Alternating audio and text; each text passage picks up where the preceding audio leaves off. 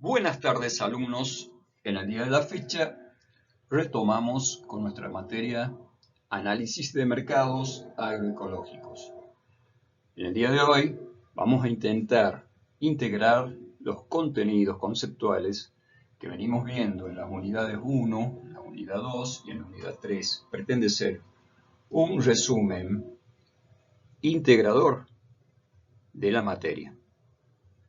Aún nos están faltando profundizar contenidos de la unidad 4 y hacer un repaso ya un poco más minucioso de lo visto en unidades anteriores. Bueno, en este caso vamos a intentar realizar una introducción general en relación a lo que es la soberanía alimentaria, crítica y realidad situada en la Tierra Colorada. Bueno, la presente exposición propone entonces un análisis académico, crítico y situado de los mercados agroecológicos en Misiones y la frontera con Brasil, articulando conceptos de agroecología, economía social, soberanía alimentaria y geopolítica económica. El objetivo central es que, como estudiantes, comprendan cómo las políticas económicas impactan en las economías regionales, en la agricultura familiar y en los circuitos productivos locales. La propuesta integra autores clásicos de agroecología y economía social que vimos en materias de segundo y de primer año, como ser Miguel Altieri, Philip Kotler, Manfred McNiff, junto a pensadores latinoamericanos y críticos del sistema centro-periferia, como Eduardo Galeano, Arturo Jauretche, Samir Amin, Enrique Dussel y Aníbal Quijano.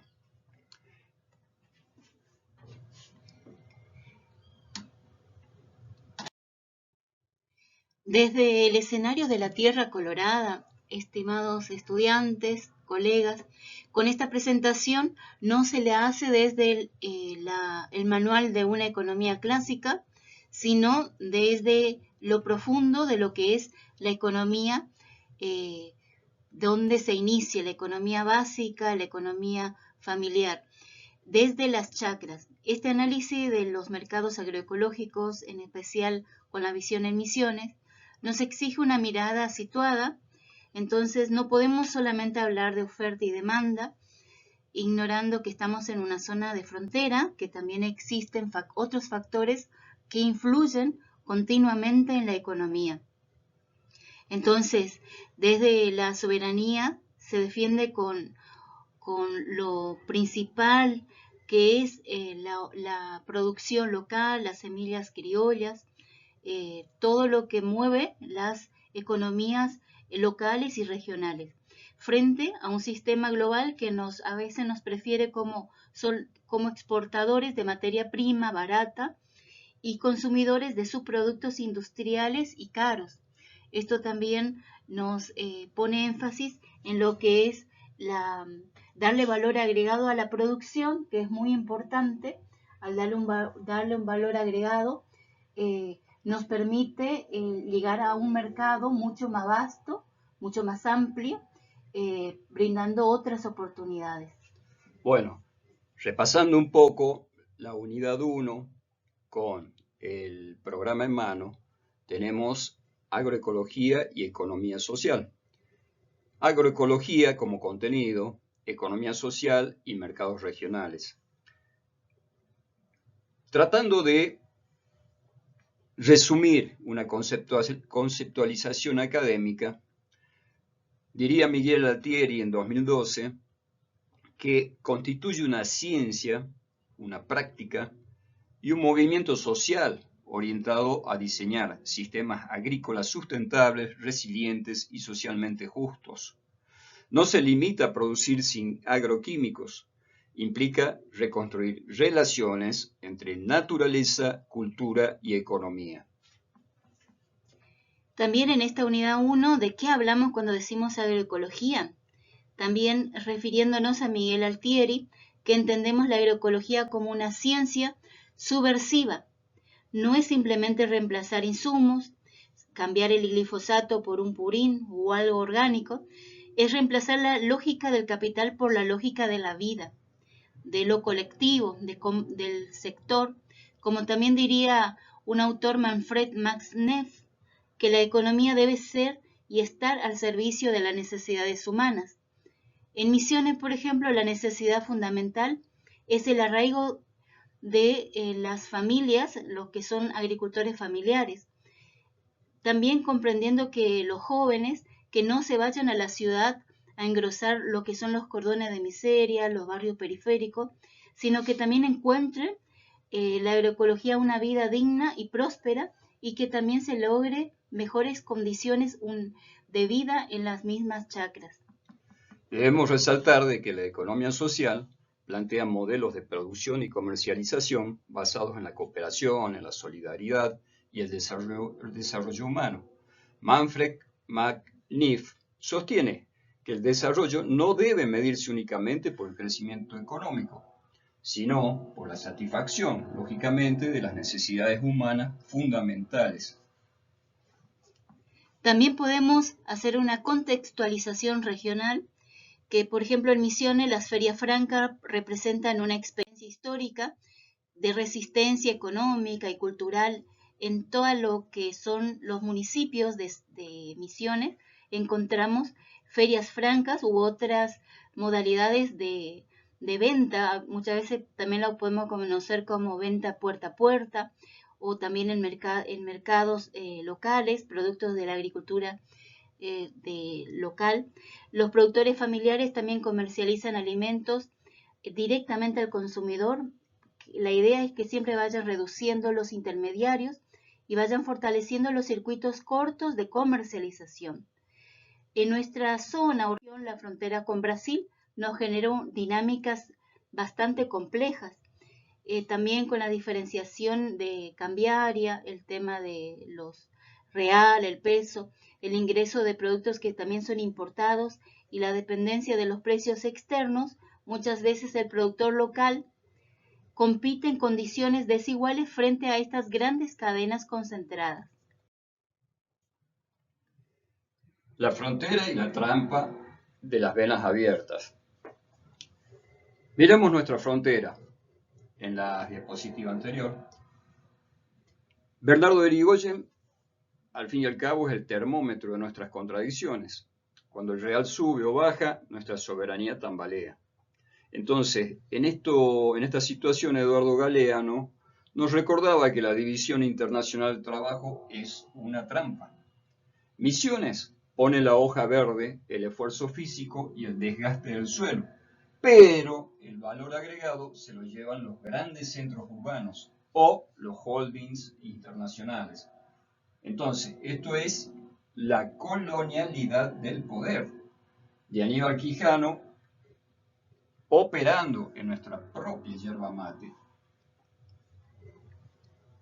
Cuando hacemos un análisis crítico, cuando nos referimos al autor Eduardo Galeano, en el libro En las venas abiertas de América Latina, en donde se expresa y se explica cómo los países que son periféricos históricamente exportan sus materias primas que son baratas e importan productos que son industrializados caros de Europa, de otros países. Bueno, esta lógica continúa presente hoy cuando vemos que las economías regionales van quedando subordinadas a mercados internacionales. Tenemos que hablar entonces de la famosa mordacidad del mercado, la concentración versus la atomización. Observamos entonces los números con sagacidad. 14.000 productores familiares misioneros sostienen la actividad, pero solo 4 a 5 marcas o 10 marcas, en el caso de la yerba mate, concentran el 80% de lo que vende en la góndola. Entonces, nos preguntamos, ¿dónde está la famosa libertad de mercado que tanto predica el pensamiento liberal libertario que aboga en la actualidad?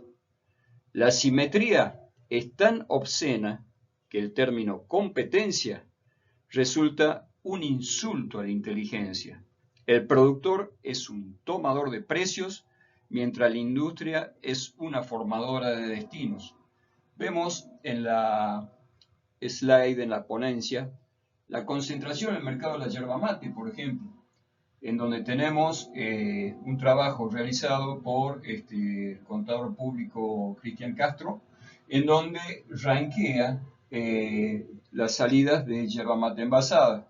Esto es a junio de 2025, en donde prácticamente Las Marías, Tarahui, Unión, Mañanita, La Merced, abarrotan, digamos, las góndolas con el 19% de productos. Las cooperativas Colonia Liebig, Playadito, Liebig Original y Amaipé con el 18%. Santa Ana, conocida como CBC, con el 10%, La Cachuera con el 7%, Verde Flor con el 5%, Reñuc de Rosamonte con el 4%, Yerbatera Misiones SRL, Nobleza Gaucha de el gobernador Puerta y expresidente con el 4%, Llorente y Compañía de la Tranquera con el 3%, Cooperativa Agrícola Mixta de Monte Carlo Aguantadora, Yerba Mate con el 3%, y Cooperativa de Trabajo La Hoja Limitada con el 2%. Entonces nos estamos dando cuenta de que el poder del mercado en la cadena yerbatera está conformado por ese oligopsonio que les había comentado, formado por las 4 o 5 empresas dominantes y quedan sometidos, digamos, a la voluntad de estas 4 o 5 empresas, esos 13.000 o 14.000 productores familiares, ¿sí? Entonces nos damos cuenta de que, como concluye todo esto, de que la libertad de mercado es una utopía. Cuando 4 o 5 marcas deciden el precio, que recibirán miles de colonos. Cuando nos referimos al autor Arturo Goireche, que él advertía sobre el concepto sonceras, que hace referencia a que hacen creer que todo lo extranjero es superior. En mercados agroecológicos, esto aparece cuando se va desvalorizando la producción local frente a otros productos importados.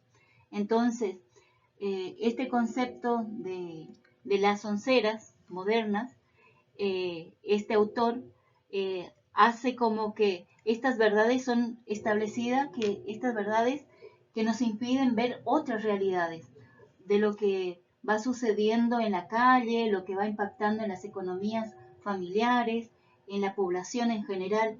Entonces son realidades que es importante tomar en cuenta para ir teniendo un análisis crítico.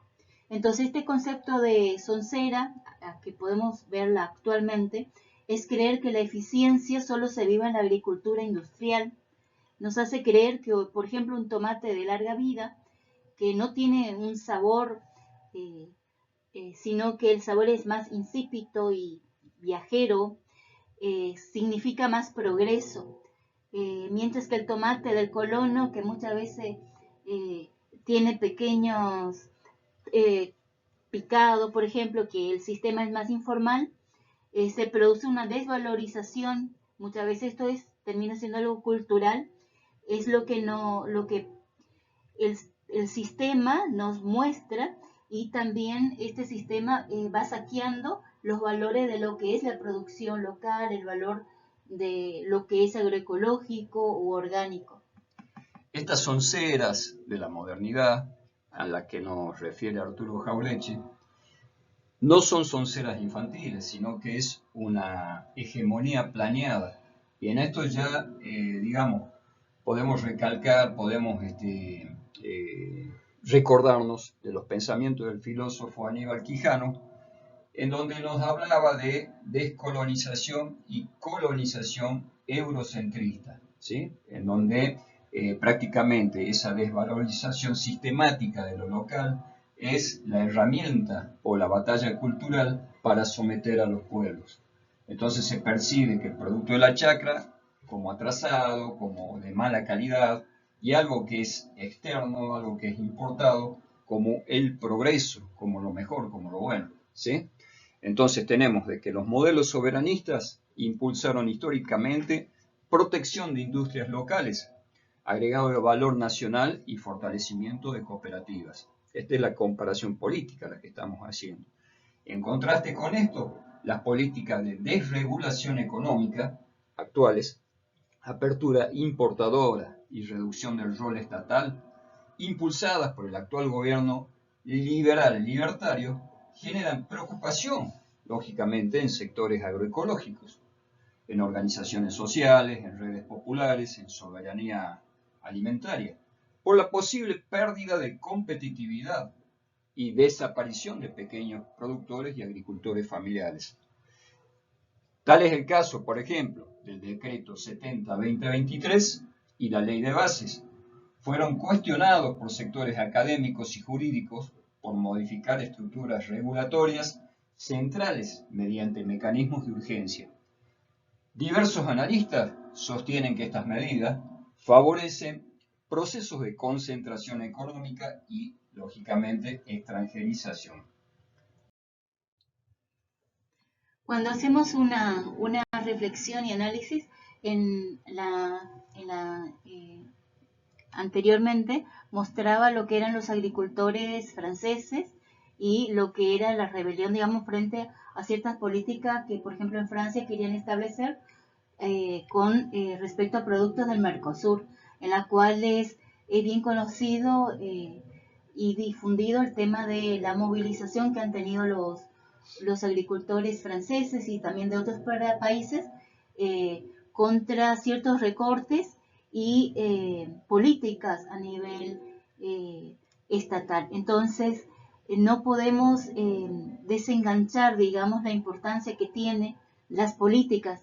Gran parte, en realidad, a nivel general, a nivel mundial, hay políticas, digamos, que protegen y acompañan a los agricultores en diferentes medidas. Entonces podemos encontrar siempre productos que son artesanales, regionales, ya sea en los Alpes suizos, los productores tienen políticas diferenciadas a beneficio en las cuales se expresan, por ejemplo, teniendo stand a la hora de las rutas con sus productos que producen en las granjas. Entonces, esas políticas diferenciadas no es solamente exclusiva de Latinoamérica, sino que se encuentran a nivel mundial. Entonces, para tener una visión bien general, digamos, del contexto en el cual uno se hace referencia.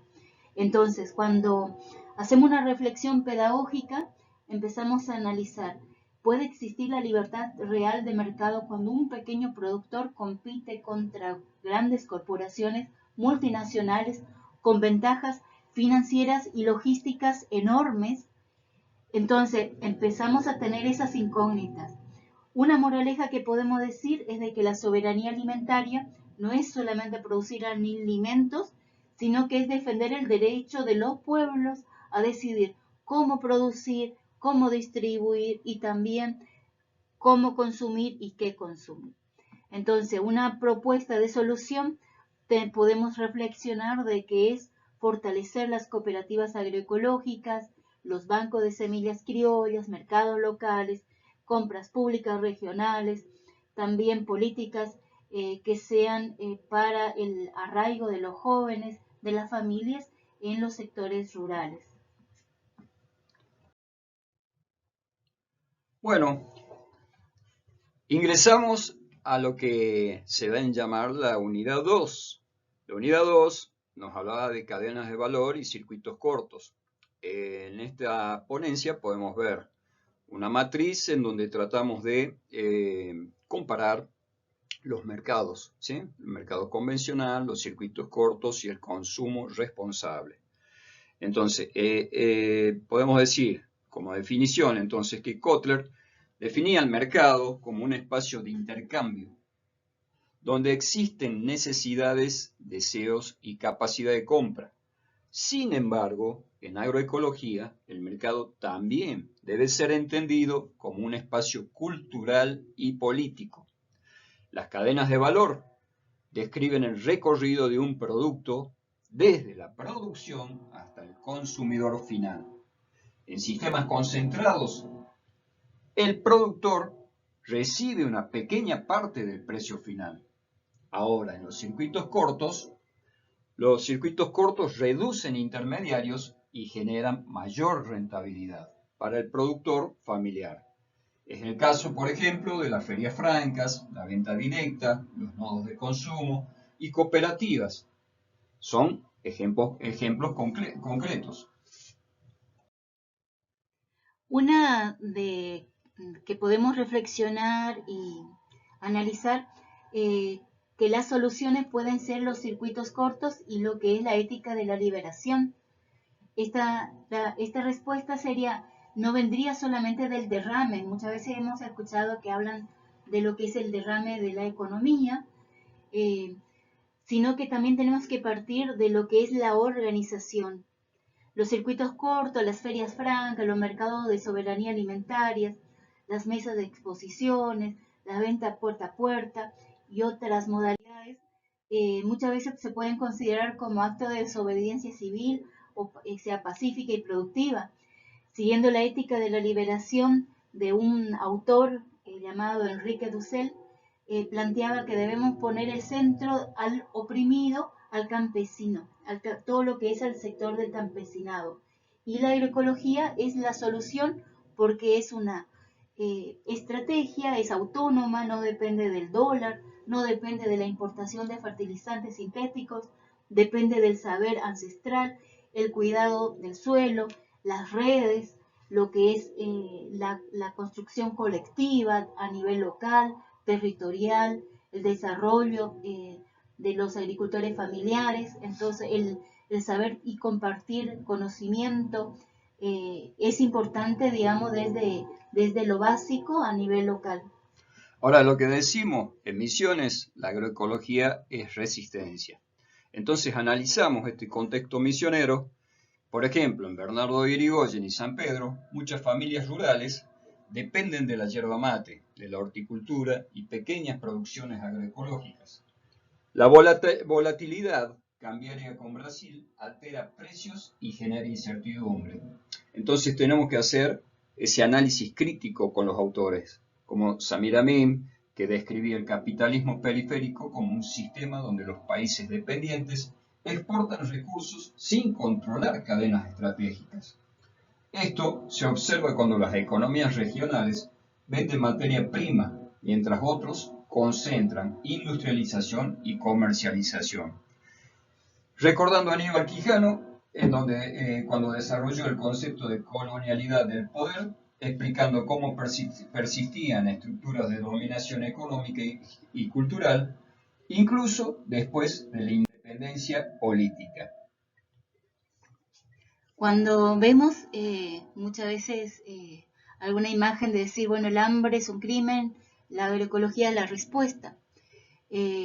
Son imágenes que nos representan muchas veces realidades y contextos socioeconómico-políticos. Una realidad política y actual es también lo que se implementó y se está implementando todo el sistema RIGI y las leyes de desregulación en varios estratos, ¿no?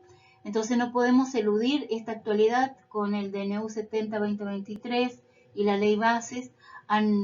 Se han implementado en varias regiones del país, en las diferentes provincias, estas medidas de desregulación en varias economías regionales, que tienen un impacto directo en lo que es la producción. En nuestro caso, lo que es la regulación o desregulación de la yerba mate. Desregular el INIM, por ejemplo, no es darle la libertad al productor, es justamente dejar al productor en forma indefenso ante las políticas dominantes de las grandes empresas. Entonces el RIGI termina prometiendo inversiones, pero terminamos analizando a qué costo. Vieron que lo que es la extracción desmedida, el extractivismo que no busca el bienestar de los agricultores familiares, del agricultor, de las comunidades indígenas que muchas veces se encuentran en los diferentes rincones de las provincias, sino que estas empresas buscan el saldo exportable, la apertura importadora del 56% en alimentos, termina siendo que perfora, digamos, lo que son las economías regionales. Muchas veces vemos de que la extracción de los minerales en Jujuy, en San Juan, en estas provincias del norte, en las cuales el costo que termina pagando la población local es terrible. ¿Por qué? Porque por la contaminación de mercurio y otros contaminantes, en las cuales después de pasado varios años, las empresas se van y los que quedan con perjuicio en lo ambiental, económico y salud es la población.